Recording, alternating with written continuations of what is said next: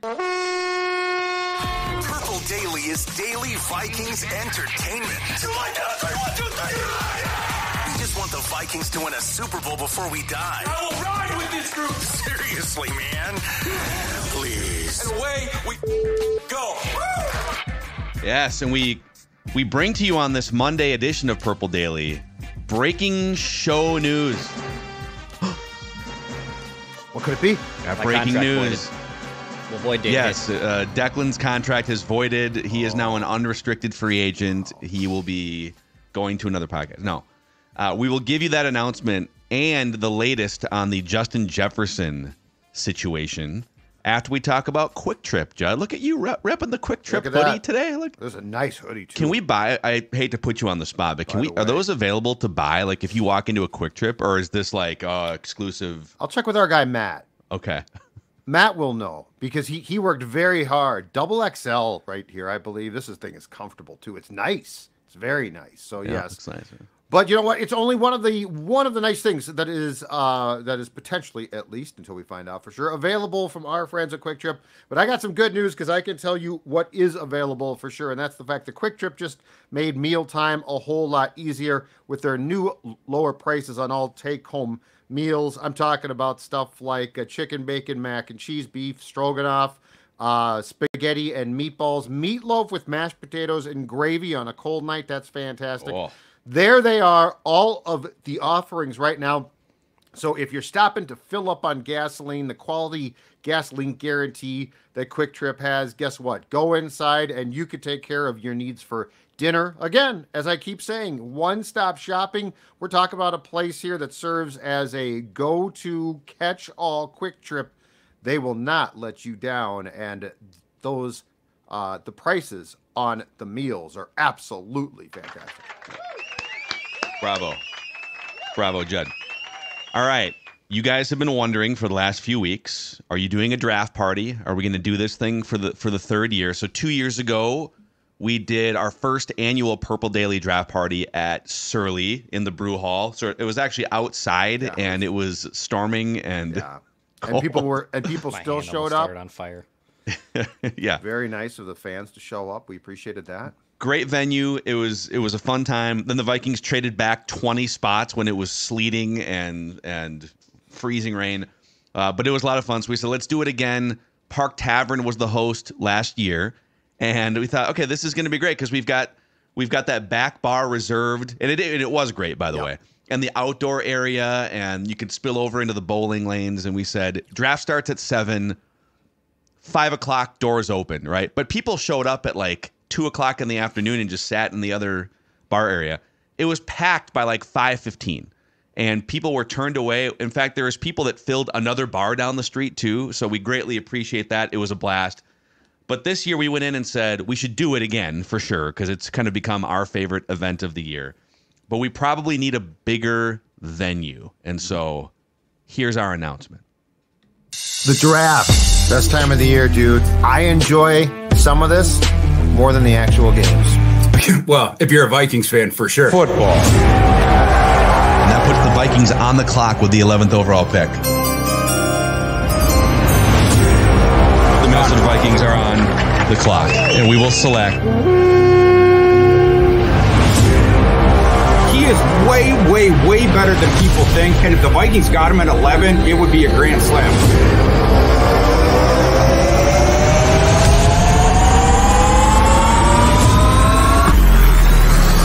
Boom, boom, skull. Boom, boom, skull. Boom, boom, skull. Boom, boom, skull. Boom, boom, skull. Boom, boom, skull. Boom, boom, skull. Boom, boom, skull. Skull, skull, skull, skull.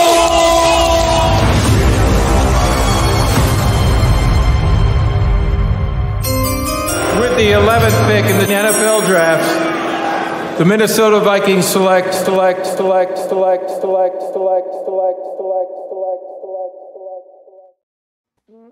The Fillmore, April 25th, Minneapolis, one of the premier concert venues in the entire Twin Cities, and we are super pumped to go big. You know what, get the flag, Judd. The flag is waving.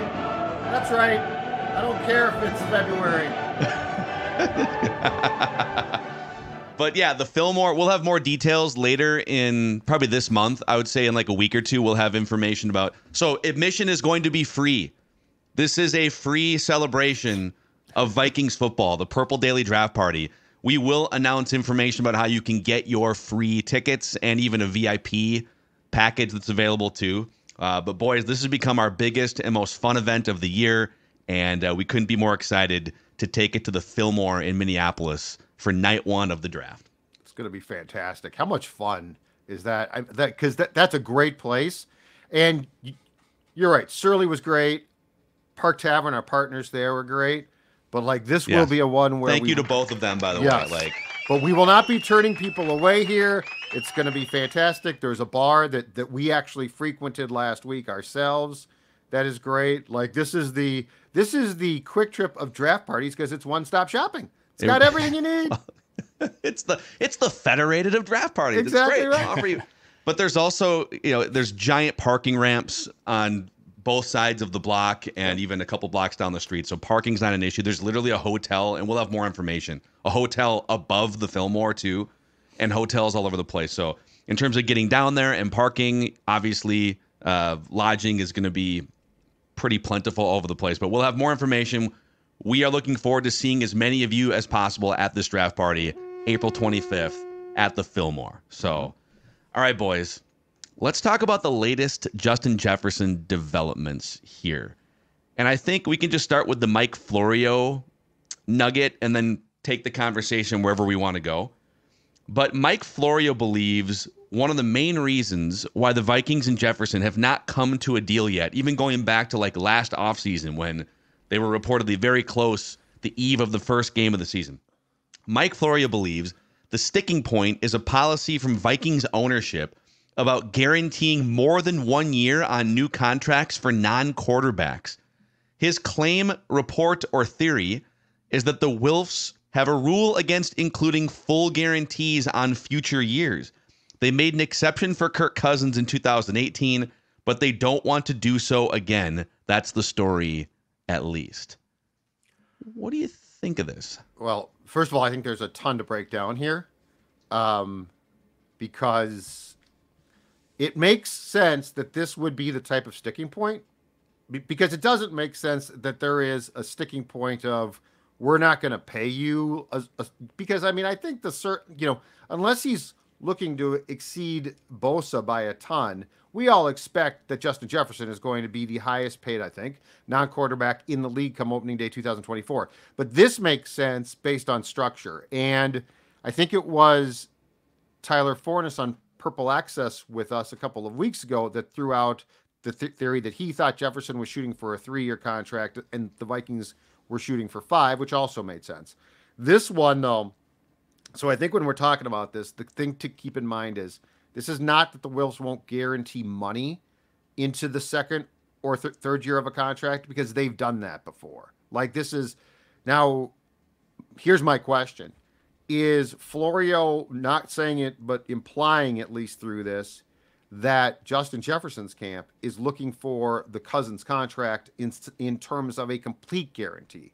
Because when the Vikings, to go back to that, in 2018, when the Vikings guaranteed Kirk's entire, I think it was 3-year, $84 million contract at the time, if you guys recall, that was the first time in the league history that had ever been done. Mm-hmm. Nobody had ever, because you always get guarantees in the contract. You get a certain amount. In fact, we've talked about that, Phil, for years, which is never look at the terms of the contract, look at the guarantees. And there's like guarantees for injury, but exactly. they're looking for full guarantees, right? If that's what he is saying, to me, it's a little bit, I can't decide if Florio knows this 1,000%, if he has an idea, was told something and is working off of that. But it would explain if he's trying to get a fully guaranteed contract for a non-quarterback, and it's even rare for a quarterback, that would cause some problems. That would cause a hang-up.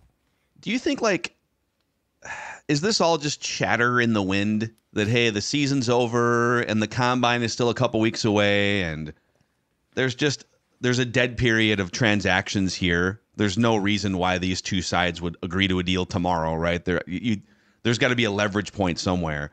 Are we just like the Mike Florio stuff? Are we just sort of, bored here during the lull and coming up with reasons why this deal isn't going to get done? Or do you believe there's real danger here, danger in the water, that the Vikings and Justin Jefferson are going to remain apart enough that there's a different solution to this that involves a trade or something? I think something's going on. I don't know if it is danger yet, but I think that there's definitely something going on based on the fact, well, two things. First of all, as we keep talking about with Doogie, this thing theoretically should have been done on opening day last year.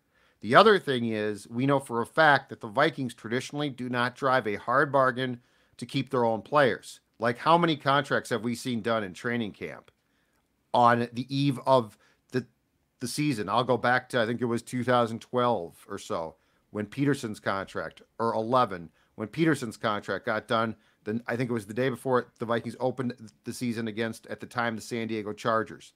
So this is not a Vikings-like thing to be like, well, we're not going to pay our own guys.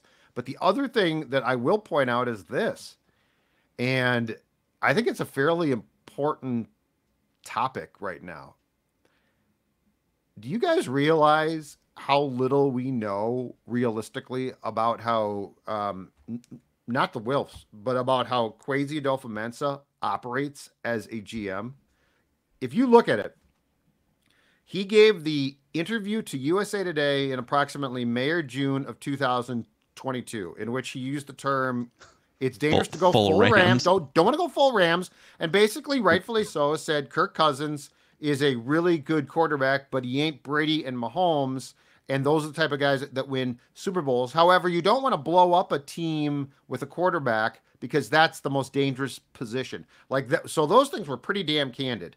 Since then, and I think he got talking to by a lot of people, he has told us basically nothing. He has also not done a lot as far as, he did the Hawkinson trade. He's had a couple of drafts, one awful, one, got at least 2 productive players from 6. But other than that, we don't know a lot. So I will say this. I think everything, Cousins, Jefferson, all of those things deserve monitoring. But at the end of the day, I would be surprised if it's the Wilfs throwing up the roadblock and everyone else saying, let's get this done. I feel like there's more to this story. It's worth keeping an eye on for sure. And it does seem odd from the Vikings perspective, it did not get done last September. But there is, to your point about Kwesi, he came out and he said what he said to USA Today a year and a half ago, more than a year and a half ago now.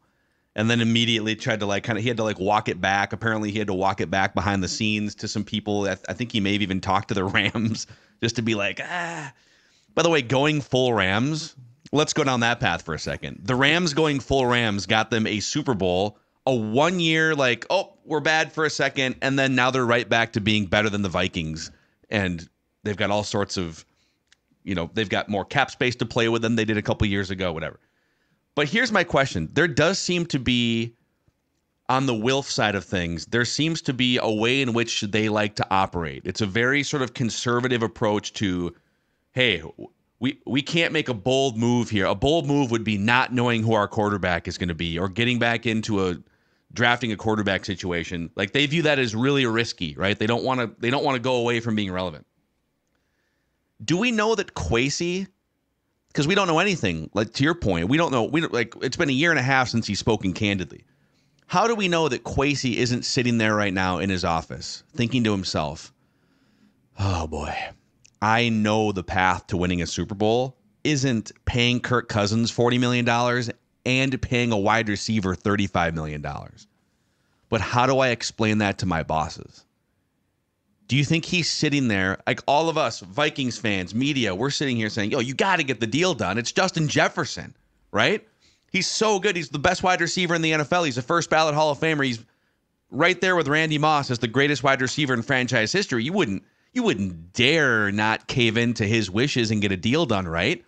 Mm-hmm. But Kwesi's responsibility isn't to make Justin Jefferson happy and to guarantee Justin Jefferson the most money in the history of any non-quarterback. Kwesi's objective is to win a Super Bowl. In theory, right? Yeah. Is paying, I'm just going to throw this out, all right? We've kind of touched on this and we've tap danced around it. And I think I want Justin Jefferson back even at like $34 million a year. I think. But do we know that that's the right big-time chess move to make and a step to take to win a Super Bowl? Like, is paying Justin Jefferson $34 or $35 million a year, 15% of your salary cap to one player that's not a quarterback, is that the right step for winning a Super Bowl? I think it's a worthwhile question. It's a worthwhile question. I would say him lurking in the shadows here is actually a good thing. I don't need, and I'm not blaming you guys, and I'm not insinuating that you guys are saying this either. I don't need the GM to really be out there full frontal at the podium all the time, answering all these questions. I don't necessarily need that. They also have a darling in Kevin O'Connell who is really good at what he does, and he can go up there and say what he can. You know, Kirk can do what he does too, but I think his bigger chess move right now is figuring out Kirk and Daniil. Those are options 1 and 2. Those are on the to-do list, on Kwesi's to-do list. Those are obviously 1 and 2. And Justin Jefferson is a very close third thing on that. How do I extend him? What's my future with Justin Jefferson? I do believe when you add all of that up, when it's possibly saying goodbye to Kirk, saying goodbye to Daniil, saying maybe even trading away Justin Jefferson, that is a hard decision to then sell, to Phil's point, to your bosses. They can't do all of this. They won't, in my opinion, do all of this. No, they're not saying goodbye to all three. Yep. But correct. they might say goodbye to 1 or 2. Yes, and that's what he's trying to manage. That's what he is trying to manage. Which one do I say goodbye with? Because there's no chance he can go present that plan and say, give me the green light because I'm doing this regardless. He won't do that. So what I think, though, is going to be so fascinating about the next approximately 2 months is this. Because I agree with Dex. And look, GMs, for the most part, don't tell you crap. And Rick Spielman did his best to double talk. I mean, Rick Spielman would say a ton of words, and you would never know. But you know what? Eventually, he had his tells. Like, these next 2 months for Kwesi are going to be his tells. Like, we're going to know, come May 1st, we're going to know a ton more about where he leans towards, what he wants to do, right? And so, do I think that there's a chance that that he wants to present a plan that the Wilfs are like, whoa, what's this? Yes, absolutely. And you know what? Rick Spielman, I think, would have had Jefferson done by now. I really do. So do I now think the Wilfs are like, whoa, you can't do that? I don't know, but I certainly would be a little bit surprised. Now, it depends. If he's trying to get a fully guaranteed contract and the league is saying, don't do, what are you doing? This is going to screw it up for everyone. But that's way behind the scenes. I have no idea. That's reckless you're gonna have to. Not doing. You're gonna have to guarantee more than a year or 2 years guaranteed to get Justin Jefferson. But are we talking about like a 4-year contract fully get guaranteed, which is unprecedented for a player outside a quarterback? We don't know. But here's what we're going to learn. We're going to learn exactly where Kwesi values things and what he wants to do when it comes to Cousins, when it comes to Hunter, and ultimately Justin Jefferson as well. But what I think is going to be so intriguing about this is, Kwesi Adofo-Mensah wasn't hired to be Rick. Like, if Rick wouldn't have been fired then. So there is clearly a different thought process that's going to come up. So to answer your question, Phil, I think the answer is we don't know. There could be a chance. And we don't know, too. I said last week that reports sort of indicated to me that I'm a little bit concerned, is there a plan here? Like, are they hoping to keep Kirk, or have they internally decided we're keeping him or we're not? My only hope is that there is a definite plan in place. And for all we know, behind the scenes, they have said, you know what, Kirk's gone. But they need to figure that out. We should come back to that. Let's come back to the Kirk thing. I have one more question for you guys on Jefferson. Sure. And I think I agree with Declan in that the immediate priority list, based on deadlines and based on, the mechanics of when the void year, like when a contract voids for Kirk Cousins and Daniil Hunter, that's in less than a month. So you have to make decisions on those guys. Jefferson's under contract, so like you could get a deal done with him after the first and second wave of free agency. You could get that deal done sometime in the summer. Maybe it goes up to training camp and he holds out for a minute. There's not like an urgent deadline to get a Justin Jefferson deal done, unless you wanted to trade him before this year's draft. If you thought, hey, he doesn't want to be here, he's asking for too much, or He's mad about the quarterback situation. So I do agree with that. But here's another Jefferson question. I just went back and looked at the division round teams, the teams that made it to the second weekend. Those are teams that are usually representing the best collection of NFL teams in today's NFL. You get to that second weekend, then the championship round, then the Super Bowl, right? If you look at their wide receiver situations, my question is, do the Vikings need Justin Jefferson? I know that he's the centerpiece of what you're doing right now, right? He's your most explosive offensive weapon. You know, he is the main reason why your offense is sort of borderline top 10, but we're not hanging banners for being like the 10th-ish best offense. We're looking to hang an actual banner at some point.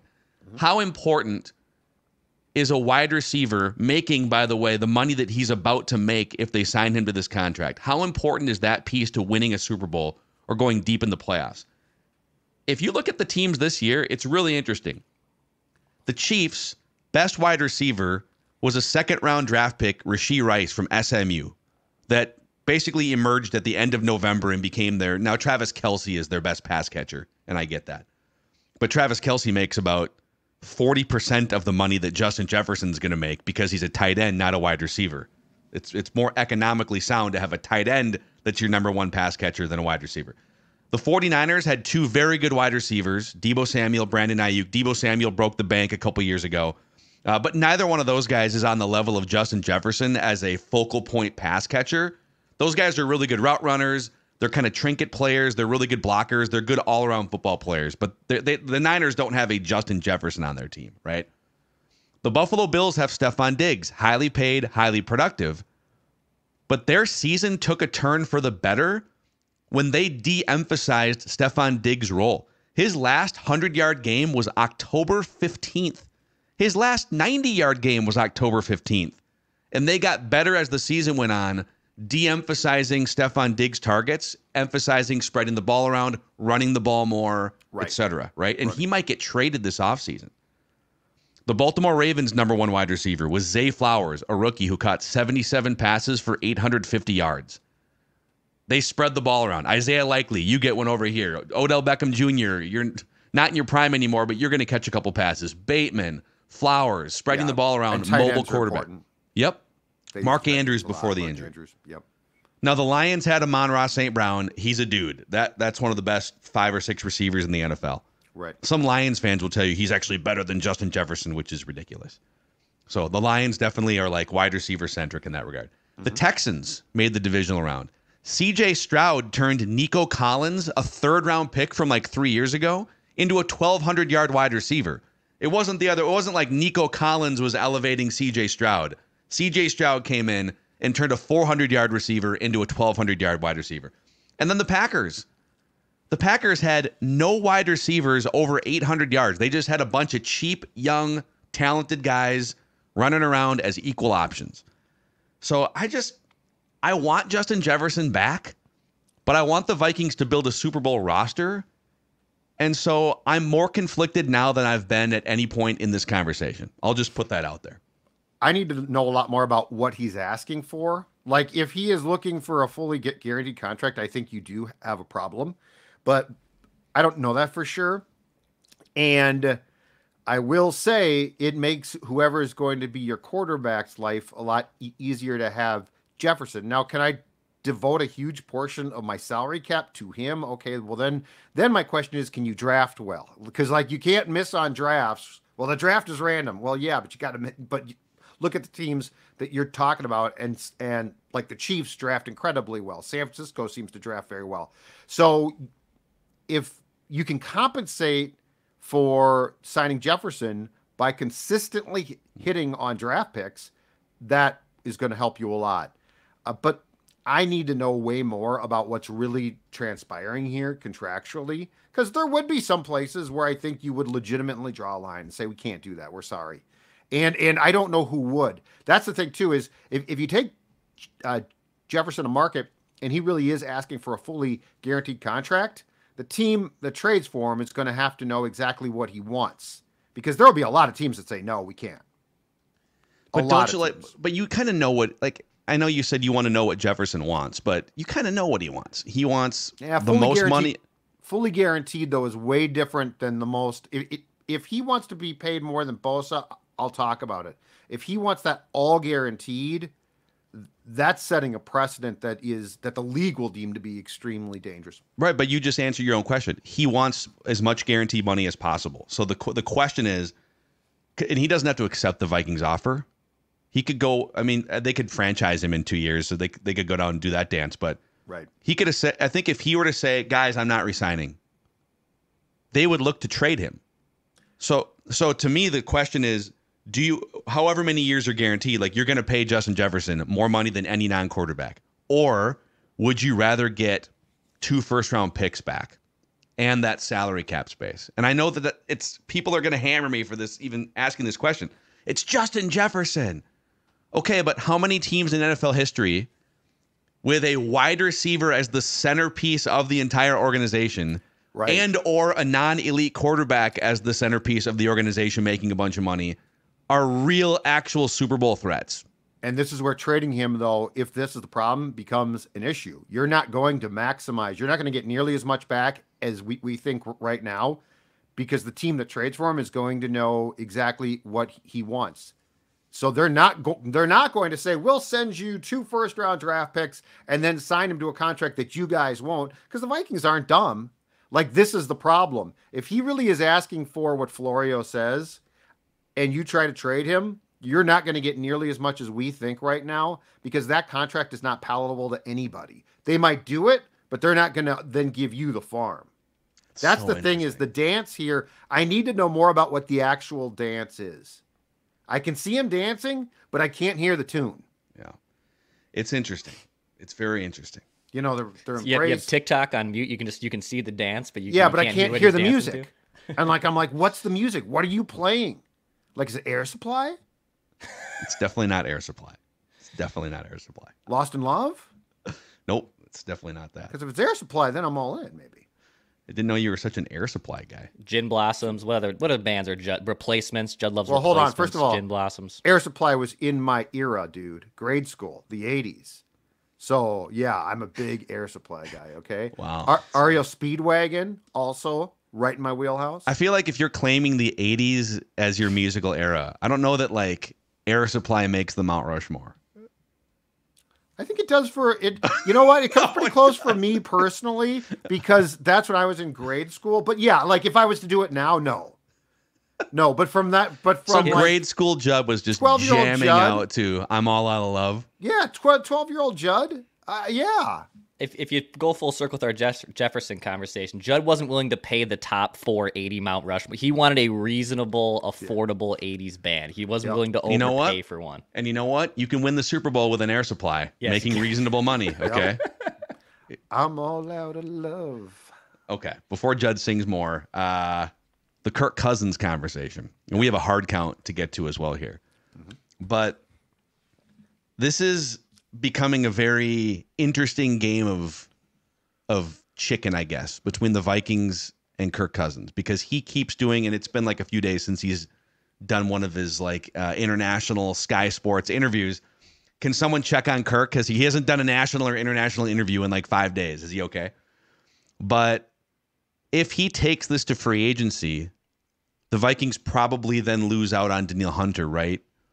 So how far do the Vikings take this? Do they literally wait on Kirk until he gets to go talk to Falcons, Steelers, Raiders? And then on March 18th or March 20th, the Vikings are it's like the Bachelor or Bachelorette. The Vikings are just one of the teams that are waiting for that rose, right? Or do you somehow set a deadline? But the thing is, like, if you're Kirk, this is where Kirk has the Vikings by the cojones. There's nothing the Vikings can offer Kirk outside of blowing away whatever he would get on the market to get him to sign in 5 days from now or by the end of February, right? But the quicker they can get a decision on him as the main puzzle piece here, then they can start focusing on, okay, Danielle Hunter. Okay, where do these external free agents fit in? Can we afford a Christian Wilkins? Can we afford a Madubuike, one of these interior guys, right? So what do you make of where things stand right now? The longer we wait on Kirk, the less certainty you have trying to build the rest of your roster. And then if Kirk signs and Daniil's gone and some of the other, do you not have an edge rusher? Where's your defense at? Right. I think the sooner they can make a decision on this, both parties, the better it's going to be for the Vikings. So I've given this a ton of thought because all of the things that you just said make perfect sense. If they didn't make a decision on Kirk last March, shame on them. Because first of all, you cannot allow Kirk to go seek, at least legally. Now at the combine, the tampering's fine. But once the acceleration of the dead money, $28.5 million, approximately around March 13th hits, if you're the Vikings and you bring him back, you should probably all be fired because you literally are now going to be paying dead money to a guy who you're also paying money to. It makes zero sense. But look, the thing with Kirk is this. Are you really like, and I don't know this, but are you really going to now bring him back after last March when you could have got a deal done? Now saying, well, you know what? I guess we don't have a better option. Like, I guess we don't. I guess we can't do that. I don't know that it's a game of chicken because I think that there's a fighting chance that without us knowing it, obviously, publicly, the Vikings veered off the road. Like, the game of chicken is done. Kirk's still going straight ahead, but he's headed for nothing because the Vikings have made their decision. And if they haven't, I think we have a real problem. Like, the more I think about this, and yes, you know what, at the right contract, I would bring Kirk back because he's not bad at what he does. But why would he sign the right contract for you before he tests the market? Right. And so last March when you said, you know what, Kirk, we're good. Which, just to be very, very clear, I respect. Like, somebody made a decision finally, which is great. And the decision was not like, the safety blanket's here. Let's bring the safety blanket back. So if somebody said, you know what, this is going to be it. We're going to try and win. And we know what Kevin can do with Kirk. But if you guys really process this, and we don't know a lot here, doesn't it make sense it's done? It makes all the sense. So, like, what are you doing if it's not done? Are you really desperate? Like, you dumped the girl, and now you're going back the next March and being like, I couldn't really find better. You know what you're doing? You've basically told him, okay, for a year now, this is our stance. We'd love for you to come back on our terms. If you don't want to come back on our terms, that's fine. But these are our terms. And I guess I commend the Vikings too, because they clearly haven't changed their terms much since the last time they talked a year ago or during the summer, whenever the last time they negotiated was. Where I would lose respect for the Vikings now is if they, out of desperation, blinked in this game of chicken in the next couple weeks and said, okay, we don't want you to hit the market. Okay, if you're not going to do it on our terms, then what's your term? Okay, 3 years guaranteed.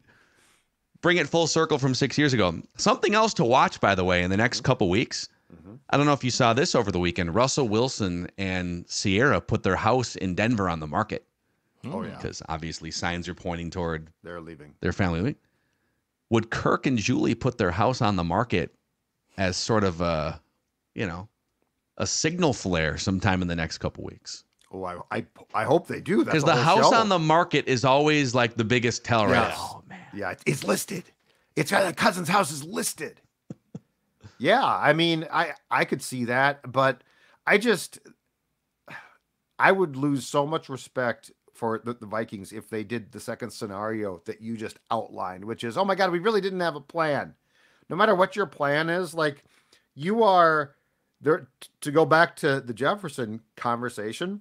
Yes, some of these players are great, but there are definitely certain blueprints to build a Super Bowl team. And there are definitely ways to just essentially, for lack of a better term, tread water. And bringing Kirk back out of desperation, right, would feel like exactly that. So if the Vikings really don't have a plan, they should be hammered. But let's just say for a second that they do, then they might be playing this perfectly because, they're not going to come out and say, well, Kirk is gone here. Kirk is done here.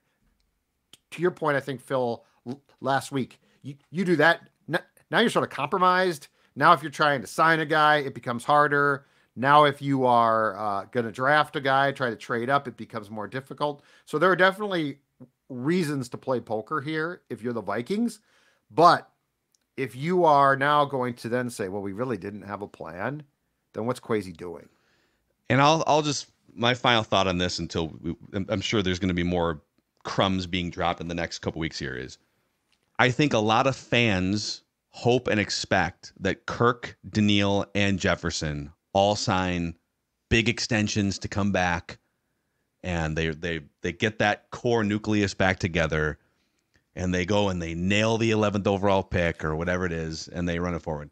And I'm here to say, I don't think there's any way all three of those guys come back. And I think it would be almost impossible to win a Super Bowl in the next 3 years if you're paying all three of those guys at or near the top of their market. The only thing that could I think plausibly bring those three guys all back and leave some room to keep building out the roster, not to just get to the playoffs, but like on a Super Bowl level, is if Kirk came to his senses for the first time in his career and said, you know what? We've made enough. We're not going to play for nothing, but I'm not going to test the market. Reasonably, Vikings, what will it take? Like, I need to make at least 25 here, okay? Tom Brady made 25 a couple years ago. I need to make 25. Yeah. But if he says, I'll sign a 2-year contract at $60 million total, the first year's guaranteed, and then I'll prove it beyond that. That would be the most team-friendly thing you could possibly do. But at no point in his entire career, going back to Washington, has he done the team-friendly thing, right? He's always pushed for the max amount of money within a few $1 million here and there. And the thing about that is if that was going to be the plausible scenario, it's last March. Like, look at every response that Kirk has talked about when he talks about this potential negotiation with the Vikings.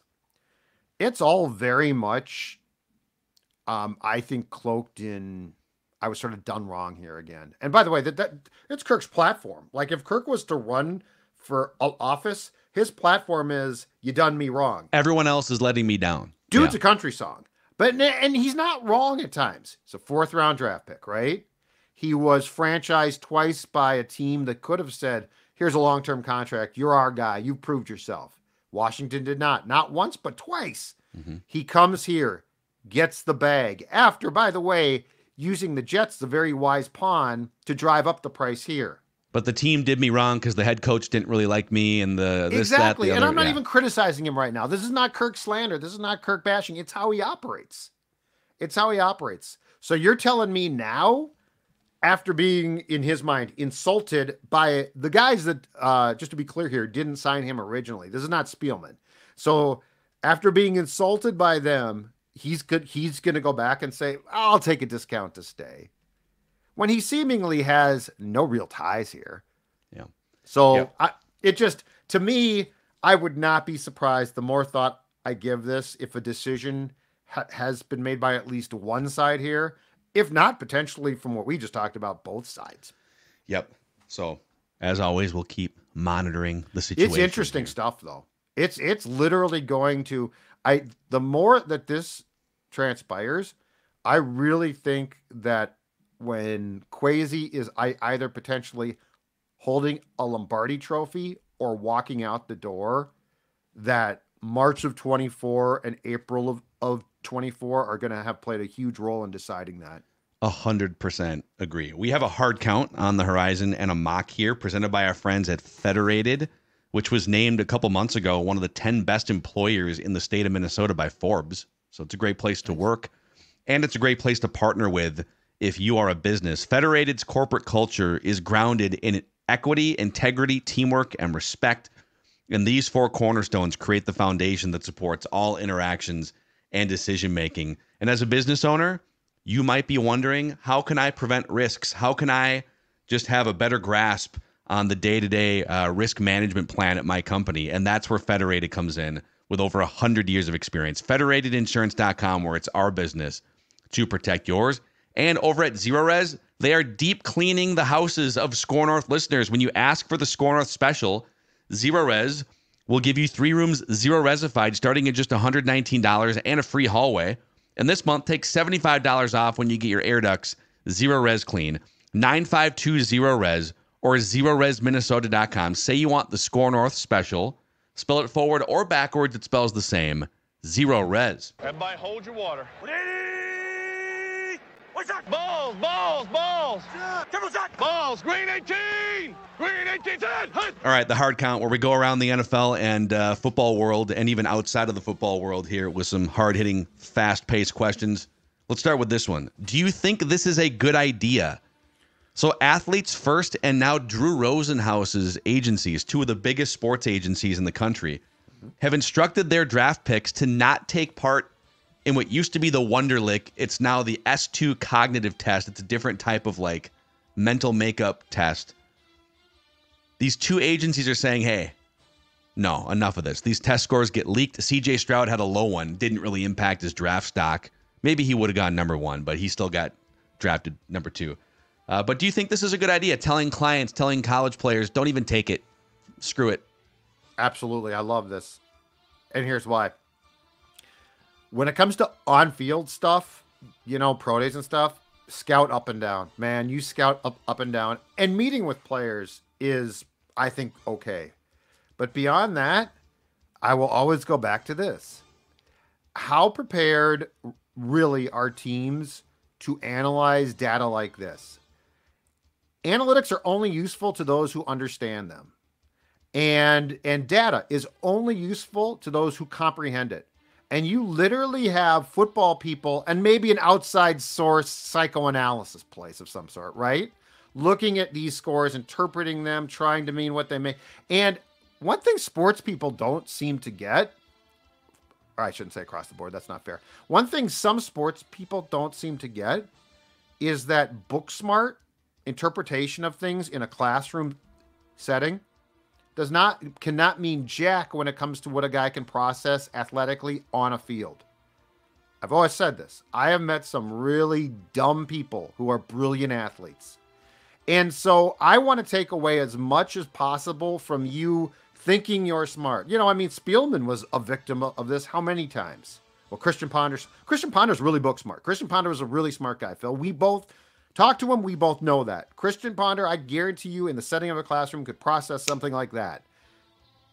Put him on the field, very, very different. Mm-hmm. So do I think that it is wise to take away tools that I believe a lot of teams probably don't understand or use correctly? Yes, I love this. It's overdue. Yeah, it's a silly test. In fact, Dave Tepper's reason for taking Bryce Young is because Bryce Young aced the test and CJ Stroud bombed the test. So that was a big reason why the Panthers ended up picking Bryce Young over CJ Stroud. And then other guys like Brock Purdy, he had a really good S2 test. Now he was the last pick in the draft, but it's a silly test for me too. So I'm good with athletes not wanting to take this. I don't think it really matters.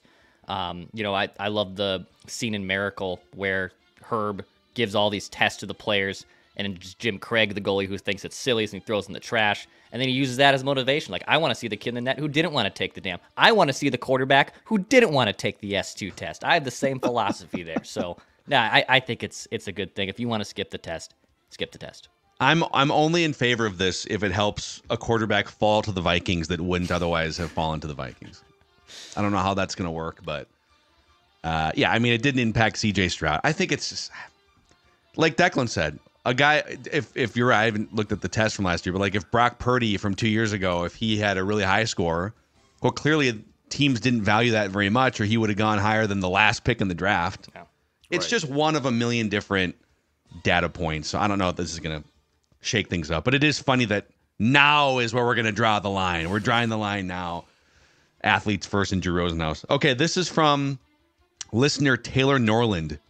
He says, okay, you get one season of being an NFL quarterback. Would you rather, A, be the Super Bowl MVP, making Brock Purdy money, or B, be the reason why the Vikings choke in the NFC Championship game again, but make Kirk Cousins money? So would you rather you win the Super Bowl MVP, but you make Brock Purdy money, which is, it's still pretty good money for like. And I'm going to get paid eventually, but I'm not being paid right now. Yeah. Endorsements. Kirk. I'm Kirk, baby. Oh. Wait, what? I'm being paid like Kirk, right? That was door 2. Yeah. Oh, yes. Oh, yeah. No, I'm But Kirk. You fail miserably in a big spot. I'm Kirk. I'm rich. I don't care. I'm just like Kirk. Look, I'm rich. People like me. I'm popular on Netflix. Yeah, I'm taking Kirk. Oh, I'm taking Purdy, man. Yeah. Because you're going to make a lot of money off of the Super Bowl win that you just had in this hypothetical situation, right? Plus endorsement deals. Like, it's not like you're just locked into the Right, but what if I'm- league minimum salary? But what if I'm playing in my first game of 2024 then? I just won a Super Bowl and my leg buckles and I go, Teddy, see? I got my Kirk payday here. I'm Kirk. I mean, Teddy still made a lot of money playing football, right? I know, but you know how much more Kirk made? And it was all guaranteed. Such a money grubbing. He's a Hall of Fame negotiator. Why am I gonna? I'm not gonna. You're such a hypocrite. You've spent the entirety of this show for 4 years. I am Clowning on Kirk Cousins for Yeah. being a Hall of Fame negotiator. Don't you want to just win Oh, hold football on. No, games? I never Don't you want to commented win a that. championship? I said he should go into Canton. I said he should go. He and his agent should be in. They in should the have in busts. the minute we give you the same exact. By the way, like be Yeah. the reason why the Vikings choke in the NFC Championship game again. Like they haven't even gotten that far. Oh, you and know Kirk what? still I would gets the expect. bag. If I'm Kirk, absolve me, okay? I mean, This look should at be my changed to defense. wild card round, not NFC Championship And look at my game. defense. I mean, it's not Judd's fault. You can't blame Judd. Okay, question 3. This is from the three of us off mic last week. Oh, God. Is there a temperature limit for it being acceptable to eat salads? So last week, off microphone, Declan took issue with Judd and me going into the Hubbard cafeteria to get the strawberry chicken salad with little shaved almonds, right? Mwah. Declan scoffed at us. Delicious. You can't eat a strawberry chicken salad in February. It's too cold. It's too cold. Is there an acceptable temperature? Who's right, Declan or us? Well, I'm obviously right. There's no business to be having a strawberry salad with 30-mile-an-hour wind chill or gusts that are going on. No. You need a You're not sitting outside eating it, dude. A Caesar salad is a universal Are you sitting salad at a you can bus eat stop with your Yep. No one's eating a wants a strawberry chicken salad at that time of year. You want that salad in the wintertime or in the summertime. You don't want that in the wintertime. You want it in the summertime. A Caesar salad's a universal salad. Get a Caesar salad any time What's of year. the difference between a Caesar salad and a strawberry chicken salad? I both have assume chicken. Both have lettuce. Yeah. it's the strawberries. both have some The cheese. strawberries do not belong on the salad in the wintertime. That's a summer In an seasonal unseasonably salad. warm winter, though, I mean, this winter has not been It has been exactly. it's it been has a not warmer been winter. 12 below. I mean, it's been a warmer perfect, winter. and it's one of the best things that they make down there. It's awesome. I think it's Okay. delicious. Would you eat chili on a hot July day? Okay, But- that's a fair point. You know what? That's a fair Actually, point. Dawn has made chili before in July, and it's fine because she doesn't use a ton of beans. Because real chili. To me, does this not is like have a ton of beans. rectangle, square, square, rectangle, where like I'm okay eating salads year round, but I'm with that. I'm probably not ordering Really? chili on August 5th. I don't have rules.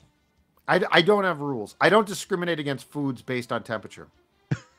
I think it matters. You see that at the deli. They don't put out the kebabs in the wintertime. The kebabs aren't out. The kebabs are only out in the summertime. They should though, which is weird because kebabs Well, are right. a warm food.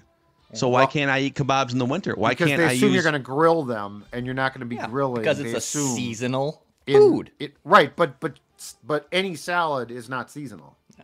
Our air fryer has a grill setting on it, and I would Oh, be you could do appreciative kebabs. if the grocery stores Yes. would keep You the could- kebabs going year round. You could I do would kebabs. also second that, by the way. Yeah. But that salad was delicious, and I do not think that there is any time of year that salad does not fit my agenda. It was I phenomenal. had a Greek salad with dinner last night. We picked up a Greek salad at our local pizza place. The best salad. The Greek salad really splitting weird is the hairs number here, then. one salad, by the way. I want to So put that out again, there. Greek salad has lettuce, probably has some chicken or some other protein in it, some vegetables. So your issue is it's not strawberries. salads in the wintertime, it's strawberries in the wintertime. Strawberries are not on a salad in the wintertime. What fruits my are issue. acceptable in the wintertime? Or do you just not eat fruit between No, we eat fruit. We eat a lot of apples. Vinny and I love apples. Vinny and I Okay, are so big let's apple say it guys. was like I an feel like this is apple. falling apart on An Declan. apple, is it gorgonzola? What's the cheese? Like an apple Oh, yeah, gorgonzola, gorgonzola. chicken salad Oh, that sounds good. with I don't walnuts. know if I'm getting that in the wintertime, though. I don't know if I'm getting that in the wintertime. Okay, so you just said apples are a wintertime fruit. We eat them, yeah. Cheese, lettuce, are walnuts? Are walnuts where you're drawing the line? I actually draw a line. I loathe nuts in salad. I don't like that extra crunch, and I don't like that. Oh, I've never I been a love big that nuts crunch. and salad. I'm clearly very picky with my salad. Yeah, I was going to say, I think feel that's like our it's more, main this is more of a bullet you takeaway thing here. than an actual interpretation of salad rules. Okay. All right. Well, Oh, Green walnuts. 18! Green Delicious. 18, Dad! Oh, delicious. Everybody Good one, hold too. your water. Good fat. What's that? all right. There's your hard count today Good fat. on Purple Daily. Okay. Before we go, we have a mock. I want a mock! We have a mock, and we have, helping to present this mock, the Score North merchandise store. So we are actually transitioning to a different merchandise platform. And so right now, through the end of the month, everything remaining in the Score North shop is 20% off. The Before I Die swag, Victory Monday, Purple Daily, we have Flagrant Howl stuff in there, and more.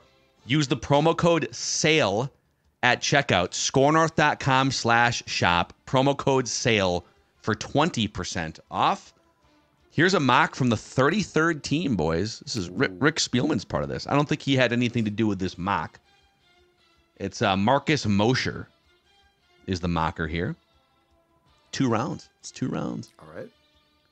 It's the pre-combine 33rd team mock. Bears taking Caleb Williams. Commanders taking Jaden Daniels. Patriots taking Drake May. So we'll flip-flop there. Okay. Marvin Harrison Jr. to the Cardinals. Brock Bowers, tight end Georgia, to the Chargers. Malik Neighbors, wide receiver LSU, to the Giants. Titans take Joe Alt, tackle Notre Dame. Falcons take Rome Odunze, wide receiver Washington. Bears take Terrion Arnold, cornerback Alabama. Jets take Olu Fashanu, offensive tackle Penn State. This is a new name, I think.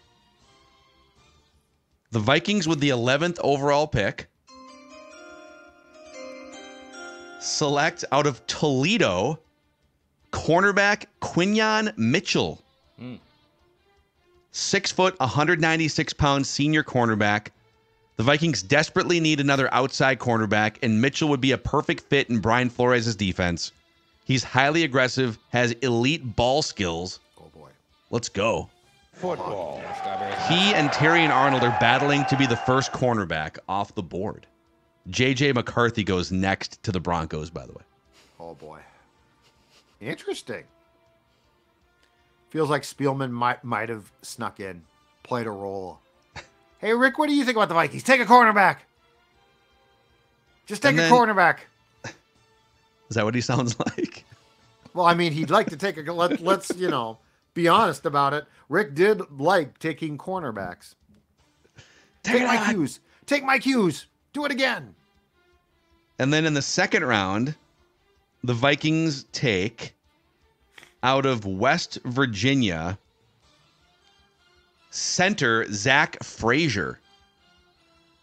I want a mock! Wow, so they replaced Garrett? He's listed as it says center only. He's an athletic center only prospect who utilizes his FBI and footwork. FBI. What? Football instincts. Body, football instincts. Football instincts. Football intuition. Flash reading. Intellect? Football intellect. But his lack of size, strength, and power make it difficult for him to flex out to other positions. So he is you're gambling that he is your starting center going forward. I like it. So is Bradbury moved to left guard and Reisner not brought back? Yeah, trade him for a pack of peanuts. Okay, I don't like the scouting report, though. So his strengths are playing in space, footwork, and run lane anchor. Football. Okay, I want to hear that he's strong and likes to maul people. His weaknesses are anchoring versus bull rushes and power in the run game. Not with defensive tackles. Football. No, I don't like this. So he does have a toughness score that's very high, it says on here. But yeah, the Vikings get a cornerback and a center.